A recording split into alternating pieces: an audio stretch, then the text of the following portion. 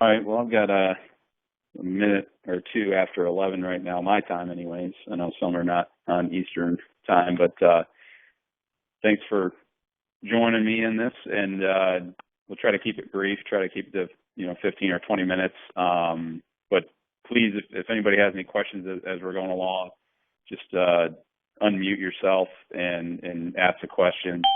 And happy to make this interactive and make it a information sharing. If you have ideas about how we can get better or things that we can do with the program that might help, that's what we're looking for, and along with offering you some ideas as well. So for those of you I don't know, I think I've met almost everybody or had a chance to talk to everybody. My name's Patrick Seether. I'm the director of golf at Governor's Club in Chapel Hill, and I'm always available if you guys have any questions. I've got my email here and also my mobile number, so feel free to call me anytime. I'm going to jump into screen sharing mode here, and we'll go over the process that we have for the order tracker, and maybe show you a couple things that might help you in your operation. So obviously, many of you, when you log in, you see this screen. Obviously, the information is pertinent to your club with birthdays. This is just a demo club that we're using here with some old golf professional names in it. And the order tracking gadget is what we'll be talking about today, and then obviously the order tracker and how we use that. So what we look at here, it gives us items that we need to take action on. Essentially, we've got orders that need to be placed, anything that's expected to be delivered today, any orders that are overdue, or any orders that have been received but not delivered to the member yet. So, each one of these would be an item to take some action on. So, real easy to get into these orders. You just click on the PO number. If you click on the name here, it takes you into their member profile. The PO number takes you to the order tracker, into that specific order, and then the name takes you into their member profile. So if you wanted to look into this order for George Archer, it's going to jump you right in here and tell you it's an order for FootJoy. This was just a test one that somebody had put in here, but that's how you can easily access these orders. And so when you're in the dashboard and you click on the order tracker to get into the order tracker, you come to this blank screen, and you can quickly search out your orders here by party. So party would obviously be last name, alphabetical. By vendor, maybe something comes in the door, you don't know who it's tagged for. Hopefully that wouldn't happen, but you could easily search it by vendor, PO number. You can look at it there, or even the order number that's entered in here. So quick search there. Then beyond that, there's also the advanced search option where there's closed orders that you want to look for it'll go back the whole history of the usage of the tool for you. So, you could look at closed orders for members within a certain time frame. You name the date range, and then you search it, and it'll bring up all the orders within that time frame. And you can open up that order by selecting it and then clicking update, and it'll take you in. You can see everything that happened with that order. And then also the audit report, which essentially tells you everything that happened with this order. Who touched it, who ordered it, who received it, who delivered it. It's all going to be right here on this audit report. So your staff names would be here, the time that they did it, and whatever happened. So there's a lot of times you have questions on orders. You can look at the audit report to know maybe who to talk to. And then we always bring in the user that created the order is always right here in this field. So when you come into Order Tracker to place an order, you've got your list of vendors, which you have a vendor list here that you can add or delete vendors from. So you would select your vendor, click add, creates the PO number, auto-generated PO number, and what we have here is the vendor number. The vendor name, your account number with that vendor, and then their phone number, which is all input in the vendor file here. So easily can place this order if you were calling in. And so here's where the best practice for me in my operation is that anytime someone's on the floor, they're having a conversation with a member and they want a special order, a Peter Millar sweater, so instead of, they might jot down some notes about it while they're talking to the person, or what we'll get into is we'll also talk about the mobile app and how we can use that. But get the information into the system as soon as possible. So that way you're not going to lose it. The piece of paper doesn't get lost with all the information. So the quicker you get it here, the easier that you can access it if you get busy and have to go back to it. So, you put your information in about whatever this item is, style number, merino wool, navy with logo, whatever that might be. You can tag it to a member, guest, or stock. A member brings you your drop-down list. You can just type pretty quick, get to that name if you're looking for it. And then give yourself the expected delivery date. So in this example, I'm saying I haven't ordered it yet, but we still require that you put in an expected delivery date. So I'm going to guess if I call Peter Millar this day, I'm probably going to get that sweater within, 10 business days. So I'm going to say it's going to be that date. And then I add the order to the line. And it always asks, anytime you make a change to the order, it's going to ask, would you like to notify the recipient of the status? And you say yes or no. Right here, I don't have a reason to contact the member yet because I haven't ordered it. So I'm going to say no. And, this example, I'm saying, okay, well, I took that information down. Now I'm phone rang and I'm talking to a member and I'm kind of on to something else. But you can always go back since I didn't order it and the order date wasn't completed and the order number isn't in there. It's going to show up on your dashboard under orders to place. So here we go with it right here, this order for Arnold Palmer. So I come back, log in later down the line, and I can access that order, jump in here, place the order. Or if I told my assistant, hey, there's an order in there for Arnold Palmer or for Peter Millar, go ahead and place that order. So then you place the order. And again, if anybody has any questions, please unmute yourself and ask away. So I'm going to say I called Peter Millar, get the order number, put in the order date, and hit update. And it's going to say, would you like to notify the recipient of the status? This is where I would say yes. Anytime you place an order for, Papa John's Pizza, you get a confirmation email. That's essentially what this is. You're going to confirm the order with the member. So it pulls in his email, it copies the user, and then you can write in a personal note if you want, Mr. Palmer, we have your order placed and we'll contact you when it arrives, and you send it to him. So then product comes in the door, you can access it easily here.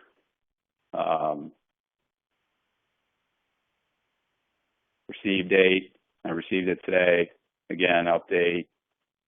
Yes, I want to let them know that it's in. Again, so that's part of the process is the communication. They get a communication from you when you place the order, and they're going to see the PO number, the date you ordered it, everything that's on the order except for the pricing that we keep in there. So if you go back to that order,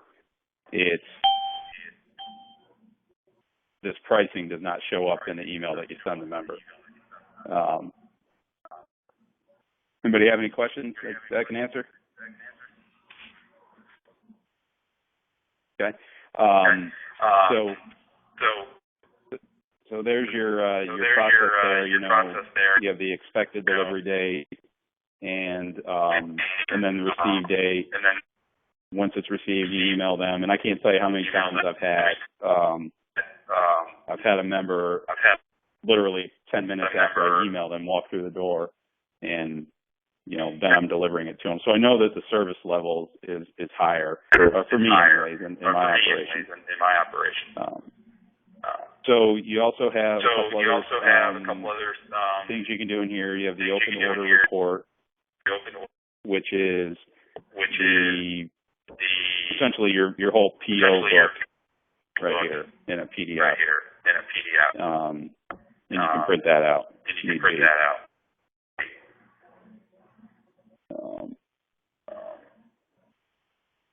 I was getting a little feedback there. I just put somebody on mute there. I'm sorry about that. So advanced search to search out any closed orders. You have all your open orders right here. You have your audit report. So if whatever order you have pulled up, it's, the audit report's going to tell you everybody that's had a hand in that. Your vendor file, you can go in and easily add another vendor if you want. And when we onboard our clubs, because we have some folks on this call right now that are just coming on with us, you send us an Excel spreadsheet and we just upload the vendor file for you.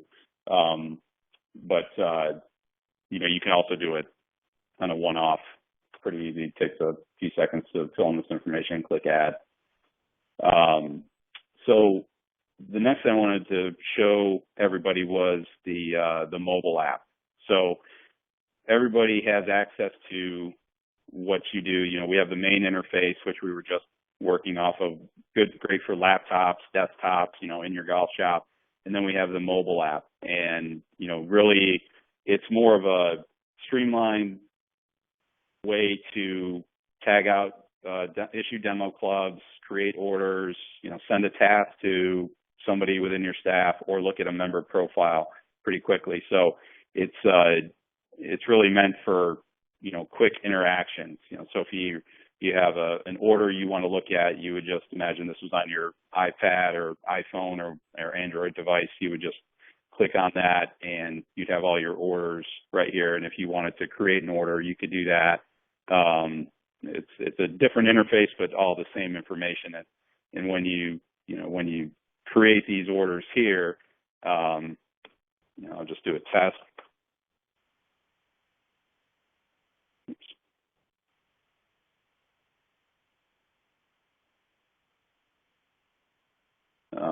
Again, you put a couple letters of the last name and it's going to pare it down, and then create the order. Oops, didn't put item description in. I'll just put test and then create the order. So that created the PO successfully. And the mobile app will send an email to your members, but we don't have the ability right now to personalize that message. So they'll just send a confirmation saying it had been ordered. And then you can also find that now on the dashboard. So here's that order for Jack Nicklaus. So imagine you're on the practice tee doing a fitting and you pull out your phone to put the order in.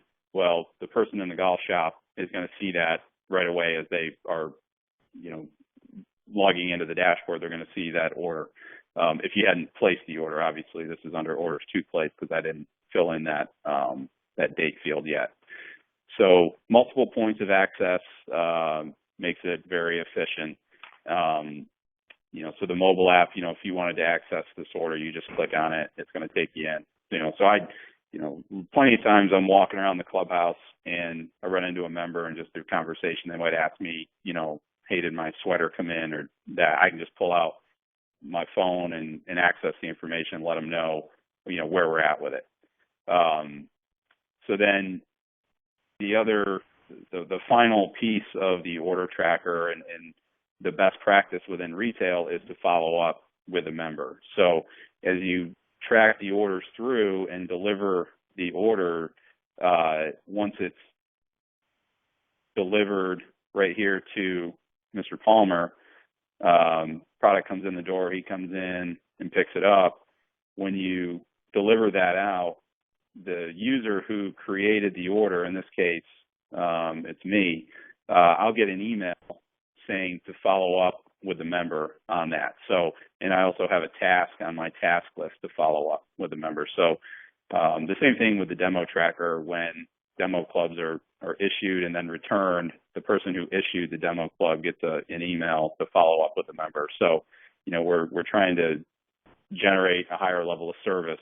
First and foremost, that's what it was for me, was I want the efficiency, the efficiency of not having to go to a binder or a book to look at this information, and then some of the accountability around, who did this and who did what, but also, how can we enhance the member's experience? So I get the email to follow up with a member, and here's my follow-up task that just came in my inbox, and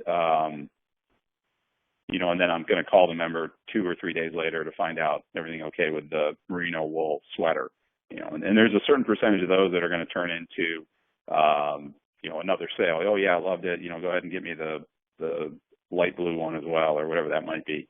Or you never know where the conversation might go. So, we have all of that, and then we also I wanted to show you some of the reports that we generate and send to our clients. So, we have, we'll look at the orders, and this is the vendor performance report. So through the use of the tool, we're going to send you this report that says, here's how many POs, you had generated for Callaway or whoever your manufacturers are, and then how they're performing. So the dates that we have in the system, meaning when you order it to when you receive it, that's going to tell you their vendor time. So we track all that information, then we report it out to our clients and tell them how their vendors are performing. And we also look at each of the staff members. So, we through the use of the tool, we can tell you how many POs were created by each staff member, and then the sum of the value, the PO time, the total time, and then what we call service time. And service time is a number that I really look at and try to measure the performance of my staff. That tells us where, when we had control of the order. So when you create the order to when you order it, that's you're in control of it there. And then once you order from the vendor, it's kind of out of your hands. It's with the vendor, and then that's their vendor time. Then when you receive it to when you deliver it to the member, there's those two things on the front end and the back end. We add those together and we come up with service time. So we can measure, how well you're performing with each order. And, I incent my staff to create more orders and to try to better this number, this average service time. So there's ways that you can measure performance, and that's important for me. And there's a lot of other views that we can look at from the back end. We report things out. So, I get a lot of questions from guys, and we can generate certain reports. So, you have the ones that are in the system here: audit report, advanced search, open order report, and then we have the ones that we send basically on a quarterly or whenever needed basis. And did want to also mention a couple of enhancements that we have coming here, where you have the ability right now to email a vendor the order. And there's a couple step process to it where you would have to go to the email page, select vendors, and then select the vendor. So it's a bit of a process, but it'll pull in the email that you put in the vendor file. So I have an enhancement that's going to be coming in hopefully in the next few weeks, that there's going to be a button right here that says email vendor. So you would select the order and you very quickly just click email vendor, and it'll send or you can send inside reps or whoever you define within the vendor file in this email field. That's where it's going to pull that email from. So make it some more efficiency there. Then we also are going to have an added step, or not an added step, but an added, what I would call just a checkbox in here for build. So, that's the kind of the one step that we're missing, is that this is, I define delivered date as when I put the product into the member's hand. Some of our clients, for example, Press and Trail, the guys down there, they don't deliver this until they bill it. But, for me, it's a little bit flawed in that you could bill somebody but not deliver it to the member. And you can also deliver it to the member maybe before you have the invoice. Some people may not do that. I would, just because I want to get it to them quicker. So we're going to add in one other step here and just be a little check mark for build. And then the order will not be closed out until both of those fields are completed. So, you could deliver it to the member before you bill it. You can bill it before you deliver it, but it's just another step of redundancy there, making sure that you're not letting anything slip through the cracks. So that's coming soon.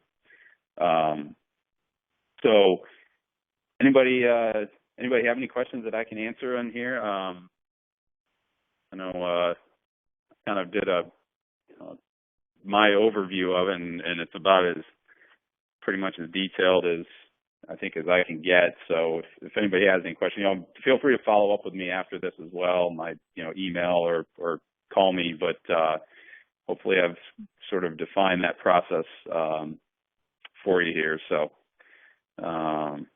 appreciate everybody's time. We're going to be doing more of these instructional webinars. We'll schedule one for the demo tracker. We'll schedule one for the task manager, the member profile and the member query. A lot of guys are really anxious about getting their questionnaires out to their members that can gather the information like shirt size, shoe size, glove size. This is the basic questionnaire we have, and then we also have the detailed questionnaire which goes into tell me about your favorite golf ball and what glove you like and things like that. So we're always looking to enhance things. So if you guys have any ideas for us, please let me know, and look forward to talking to you and hopefully helping you out. So again, if anybody has any questions, I'll happy to have you call in, and you can unmute yourself here on the left hand side if anybody wants to do that and give me any questions right now. If not, I'm going to go ahead and sign off about a little over 20 minutes. So hopefully I haven't taken up too much of your time, but Ronnie, I appreciate it. And I think Ronnie Edwards, I believe, is at Belhaven, and they've been with us for a while. Mark, thank you. Looking forward to working with you, Mark, and your club. See Nolan's on here. Nolan, appreciate it. Scott Carpy, one of my old buddies, and Steve, look forward to working with you. Bobby, thanks. Please, again, let me know, and we'll talk to you guys soon, and thank you very much.